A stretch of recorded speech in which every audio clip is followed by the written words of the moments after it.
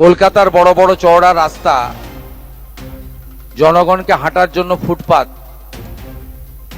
এটা কারো হাতে দেওয়ার অধিকার আমাকে কেউ দেয়নি। আমাকে পাবলিক ভোট দিয়ে জিতিয়েছে, বিজেপি এবং এমএলএরা আমাকে মুখ্যমন্ত্রী বানিয়েছে। আমি জনগণের প্রতি দায়বদ্ধ। আপনার জনগণের স্বার্থ যেখানে যুক্ত রয়েছে, সেই স্বার্থ সর্বাধিক অগ্রাধিকার পাবে।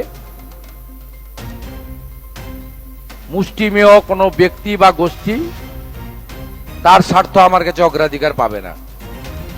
আমরা মানবিক, যেখানে অচল মার্কেট রয়েছে, উদ্বৃত্ত জায়গা রয়েছে, প্রাথমিকভাবে আপনারা সরে যান। ইউডিএমএ ডিপার্টমেন্ট আস্তে আস্তে আপনাদের জন্য সরকারি স্কিম নিয়ে আসবে।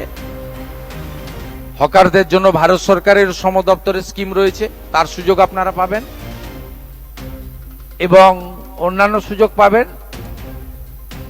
কিন্তু আপনি নিউ মার্কেটের রাস্তাটাই দখল করে নেবেন, মোটর সাইকেলও যেতে পারবে না, রাজাবাজারটা বেহাত হয়ে যাবে।